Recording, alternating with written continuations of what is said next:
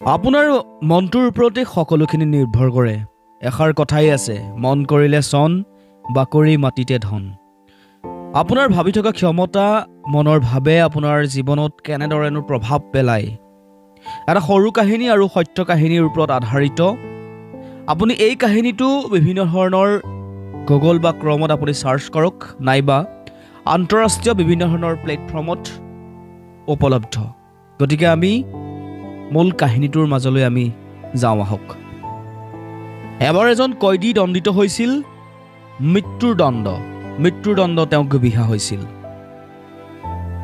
কিন্তু মৃত্যুলৈ 2 মাহ থাকোঁতেই তেওঁক কাৰাগাৰৰ জেলাৰজনে জনাইছিল বা এক প্ৰকাৰ প্ৰস্তাৱেই দিছিল যে আপোনাৰ মৃত্যুদণ্ড বিহা হৈছে, গতিকে আপুনি ফাঁচী কাঠত ওলমিবলৈ আপুনি সাজু হওক। কিন্তু অন্যান্য কয়দীসমূহৰ দৰে আপোনাৰ মুখমণ্ডল ঢাকি দিয়া হ'ব। ফাঁচীৰ কাঠৰ সন্মুখত আপোনাক এডাল বিষাক্ত সাপে আপোনাক খুটাই দিয়া হ'ব। তেতিয়া কয়দীগৰাকীয়ে জেলাৰজনক সুধিছিল যে এনেধৰণৰ কিয় হ'ব।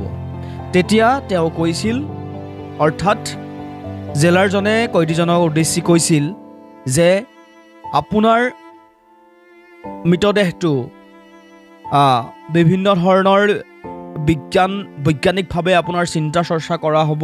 সাপে খুটিলে কেনেকুৱা ধৰণৰ বিষয় হ'ব বা কি হ'ব, এই সমগ্ৰ বিষয়খিনি নৱপ্ৰজন্মই বা উঠি অহা প্ৰজন্মখিনিয়ে জানিব।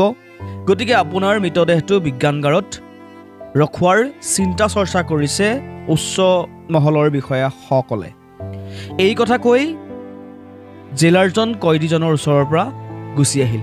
কিন্তু সেই দিন ধৰি, অৰ্থাৎ সেই কয়দীজনে 2 মাহ পূৰ্বে যি কথা জেলাৰজনে কৈ গৈছিলে, সেই কথাখিনিয়ে তেওঁক প্ৰতিটো মুহূৰ্তত খুলি খুলি খাইছিল। খাওঁতে বওঁতে শুওঁতে প্ৰতিটো মুহূৰ্তত খুলি খুলি খাইছিল যে মৃত্যুদণ্ডলৈ আৰু বেছিদিন নাই বা এডাল বিষাক্ত সাপে দংশন কৰোৱা হ'ব।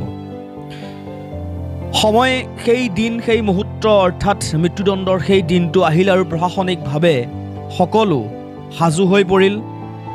আৰু অৱশেষত সেই দণ্ডিত হোৱা কয়দীগৰাকীও মানসিকভাৱে এক প্ৰকাৰ সাজু হৈ পৰিল যে মোৰ মৃত্যুলৈ আৰু বেছি মুহূৰ্ত নাই।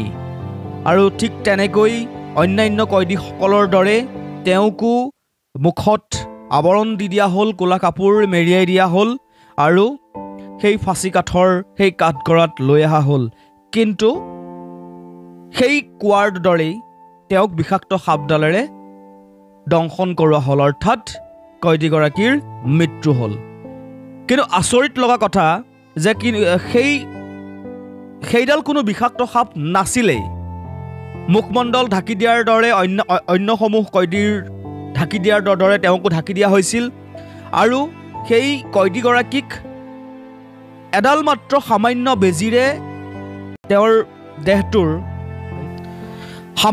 বেজীৰে তেওঁৰ দেহটোত স্পৰ্শ কৰা হৈছিল। ফলাফল তীব্ৰ ভয় আৰু চক খাই গৈছিলে বন্দিত্বগৰাকীয়ে, যাৰ ফলত তেওঁৰ মৃত্যু হ'ল। শেষত তেওঁৰ মৰণোত্তৰ পৰীক্ষাৰ অন্তত তেওঁৰ ফলাফল আহিল যে কয়দীজনৰ অত্যন্ত মানসিক চাপ আৰু এই মানসিক চাপৰ প্ৰতিক্ৰিয়াত উৎপন্ন কৰা বিষৰ দৰে যি বিষাক্ত পদাৰ্থ পোৱা গ'ল। গতিকে এনেধৰণৰ তেওঁৰ মৃত্যু আছিল, যিডাল আচলতে কোনোবা সৰু বেজীৰে আঘাত কৰা হৈছিল তেওঁৰ দেহটোক। গতিকে ষ্টৰিটো এনেকুৱা আছিল। গতিকে কেতিয়াও অত্যন্ত চাপত ভুগিব নাপায়, থাকিলে তাক এৰুৱাই চলাটো আমাৰ আপোনাৰ সকলোৰে দায়িত্ব। ধন্যবাদ।